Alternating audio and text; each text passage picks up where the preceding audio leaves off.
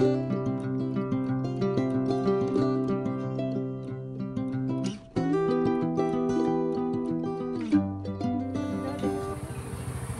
কি, চলো ম্যাম বকবে। স্যার ম্যাডামে সব মজা মজা করছে বুঝলে, এবারে বোধহয় সব ডক্টর সেনগুপ্ত আসেনি। আসেনি? চলো তাহলে আমরা যাই। রাধে রাধে, সবাই কেমন আছেন? স্বাধীনতা দিবসের অনেক শুভেচ্ছা রইল। জানি না আদৌ এটা বলা হচ্ছে ঠিক নাকি ভুল। আমার মনে হয় ভুল, কারণ আমরা স্বাধীন এখনো হতেই পারিনি। আমরা সোশ্যাল মিডিয়ার মাধ্যমে সমস্ত কিছুই দেখতে পাচ্ছি। আমাদের ব্যান্ডেলেও একটি দিন রাখা হয়েছিল রাত্রিরে, তো সেই ভিডিওটা আমি হয়তো ফেসবুকে শেয়ার করেছি। তো আমরা জাস্টিসই চাই, আমরা সকল মন্ত্রীদের কাছে, আমরা প্রধানমন্ত্রীর কাছেও কিন্তু এটার জন্য বিচার চাই। অ্যাকচুয়ালি এই এখন জাস্ট সিচুয়েশনটা তৈরি হয়েছে বলেই হয়তো আমরা খুব তাড়াহুড়ো করছি, খুব বলছি, হ্যাঁ, নিজের কষ্টগুলো প্রকাশ করছি, কিন্তু হিসাব বিভাগ করে দেখবেন যে একটা সময় পর কিন্তু এগুলো সব চাপা পড়ে যাবে। শুধু চাপা পড়বে না একটা মায়ের কোল থেকে, যে একজন বড় করে তিল তিল করে বাচ্চাকে বড় করে আজকে তার এই জায়গায় নিয়ে আসার পর তার মাকে হারাতে হলো। তার সময়ের সাথে সাথে সবই ভুলে যাবে, শুধু ভুলবে না সেই মা।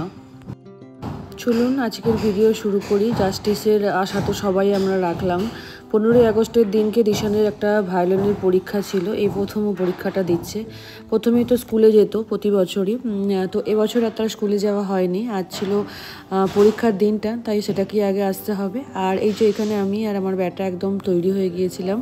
ও ছিল সাদা রঙের একটা পাঞ্জাবিতে, আর আমিও সাদা, অরেঞ্জ আর এবং গ্রিন কালারের প্যান্ট পরে অ্যান্ড তৈরি হয়েছিলাম 15 আগস্টের জন্য। আর ওই যে এখন তো সব জায়গাতেই ফ্ল্যাগ উত্তোলন করা হচ্ছে, তো সেখান থেকেই আমরা মিষ্টিও পেয়েছিলাম, বিস্কিট, চকলেট। আমার ছেলের কাণ্ড দেখুন, এই জন্যই বলে বাচ্চা। তো তাকে সঠিক শিক্ষা দেওয়ার চেষ্টা করছি, মেয়েদেরকে সম্মান দেওয়ার জন্য, বিপদে যেন মেয়েদের পাশে থাকতে পারে, এই শিক্ষা দিয়েই বড় করছি। বাকিটা দেখা যাক। অ্যান্ড দেখলেন এসে আগে বিস্কুটগুলো নিল না, মিষ্টিটা নিল না, আগে কিন্তু ও নিয়ে নিল চকলেটটা, বাচ্চার মন যেটা হয়। তারপর 2খান বিস্কুট নিল, আর এখানে ও পরে আবার খায়নি, সে দুটো আমি আবার দিয়ে দিয়েছিলাম। হচ্ছে এখানে কুকুরগুলো বসছিল, বাচ্চাগুলো খেতে পাচ্ছিল না, তো আমাকে বলছিল আন্টি খাবে, তো আমি বললাম যে না আমি খাবো না বাবা, তুমি ওই ডগিগুলো বসে আছো ওদেরকে দিয়ে দাও। তো ওখানে ওরা দিয়ে দিয়েছিল। আর এখানটা তো গঙ্গার পার, খুব সুন্দর হাওয়া দিচ্ছিল, যার জন্য এখানেই আমি বসেছিলাম। আর দিশান চলে গিয়েছিল ওর ক্লাসরুমে, তখনও শুরু হয়নি, কিন্তু এখানে বসতে চাইছিল না, তার জন্য। দেখলাম দিশানের মনটা অল্প একটু খারাপ ছিল, কারণ সে স্কুল যেতে পারেনি। প্রতি বছরের ন্যায় তো স্কুলই যায়, কিন্তু এবছর জানেন তো কিছু করার ছিলই না আমার একদমই। তো ওরও প্রথম পরীক্ষা বলে কথা, নার্ভাস ছিল, আর আমিও ছিলাম এটা ভেবেই যে কী জানি কী করবে, কারণ ছোট তো অনেক সময় জানলেও কিন্তু ওরা উত্তর দিতে পারে না। আপনি যতই বলে আসেন না কেন, একটু কনফিউশন হয়েই যায়। আমাদের নিজেদেরকেই দেখবেন, আমরাও কিন্তু অনেক সময় কনফিউশনে পড়ে যাই। তো আর এইদিকে দেখুন গঙ্গার পাড়, যেখানে কিন্তু আমরা মাঝে মধ্যে এসে বসে থাকি। আর এই যে আকাশটা মনে হচ্ছে পুজোর মতন ব্যাপার। তবে একটা জিনিস এবারে লক্ষ্য করলাম, এবারে 15 আগস্টের মধ্যে কিন্তু সেই জান ছিল না, সেই ভালো লাগা, সেই গান কিছুই ছিল না। আর থাকবেই বা কী করে বলুন, যেখানে দেশের একটা মেয়ের একটা সেফটি জায়গা, মানে হচ্ছে কাজের জায়গাটা হচ্ছে প্রত্যেকটা পুরুষ বা নারীর কাছে হচ্ছে সেকেন্ড বাড়ি, সেইখানেই যখন একটা মেয়ে সিকিউর নয়, সেখানে আর কী করা যাচ্ছে, মানে কোথায় গেছে দেশটা আমাদের। তো যাই হোক, তো এখানে দিশান বসে পড়েছে পরীক্ষার জন্য, স্যার আসবেন এক্ষুনি। আর আমি বললাম যে আমি বাইরে যাই, কারণ ভেতরে তো থাকতে দেবেই না। আর এই যে এবারে পেরেন্টসরা একে একে আসতে শুরু করেছে। যেহেতু আমার বর নেই, সে ট্রেনিংয়ে আছে, তার জন্যই আমাকে যেতে হয়। ইভেন আমি সব জায়গাতে নিয়ে যাই, কিন্তু এই দিনগুলোতে যদি সে থাকতো একটু বুকের বল পাওয়া যেত, তা একটু সময় নিয়ে হাতে বেরোনো যেত, একটু টেনশনটা কম হতো। সেই জন্য আমরাই প্রায় ফার্স্ট এসেছিলাম এখানে। আমার বাড়ির কাছেই, ফিরভিউ আমি তাড়াতাড়ি চলে এসেছিলাম। একটা টেনশন কাজ করে বাড়ির ভেতরে, রাস্তাতে তো জ্যাম থাকে অনেক, তো এখানে বসেই ছিলাম।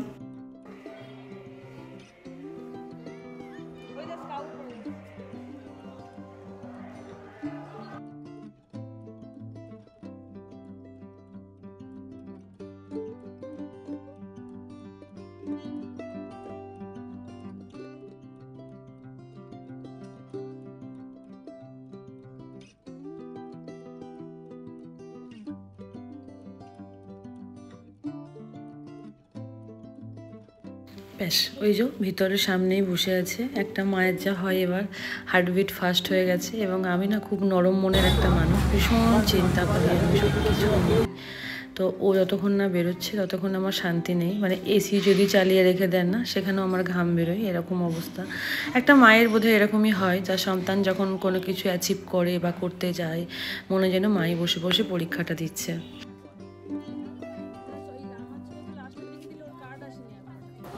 ওই চতুর্থটা পড়ো ওখানে। কি পড়লে গো, বলা দিয়েছে? বড় দিয়ে দেখো থিওরি তো জোর জিজ্ঞাসা তো করছে না সেরকম থিওরি। আচ্ছা এসো, জুতোটা পরে এসো। ফোনটা দাও। কি কি বাজিয়েছিলে? বাজার থেকে কি বলেছিল? এই তো বাবা ভূপালি হয়ে যাচ্ছে। ভূপালি বলেছিল। কল্যাণ হয়েছে? আচ্ছা তোমাকে মোট কটা প্রশ্ন করেছিল? সবাইকে জিজ্ঞাসা করেছে। ও আচ্ছা, যে পারবে সে হাত তুলছে। তাদের নাম জিজ্ঞাসা করছে। খাতা ঢোকাও, খাতাটা ফাইলটা।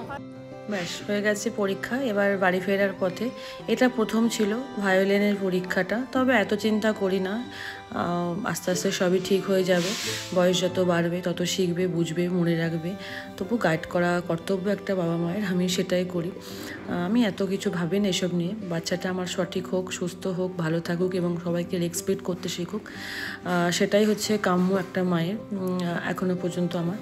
আর সেকেন্ডটা হচ্ছে আমার যে কথাগুলো শুনলেন যে বড়া বা এরকম কিছু মজা, কারণ আমি ওর সঙ্গে সারাক্ষণ থাকি, একটা মা হিসাবে চেষ্টা করি ওকে কখনো বকার কখনো ভালোবাসার, কারণ ওর কোনো পার্টনার নেই। আর এখন তো লাইফস্টাইলে বাইরে খেলতে যাওয়ার কারো কাছে সময়ই নেই বলতে পারেন, যার জন্যই ওকে আমি অন্য অ্যাক্টিভিটিতে দিয়ে রাখি।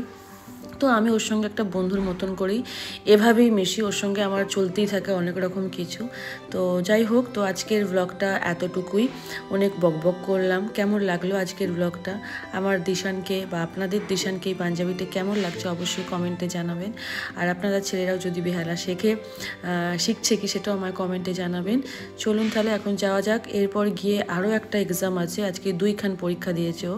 এরপর 3rd ইয়ারের ও হচ্ছে দেবে ড্রয়িংয়ের পরীক্ষাটা, যা আমার বাড়ির ভীষণ কাছের, মানে এপার ওপার বলতে পারেন রাস্তার। চলুন তাহলে যাওয়া যাক। আজকের ভিডিওটা এই পর্যন্তই। যদি ভালো লাগে তাহলে একটা লাইক, আর কোথা থেকে দেখছেন একটা কমেন্ট করে জানাবেন।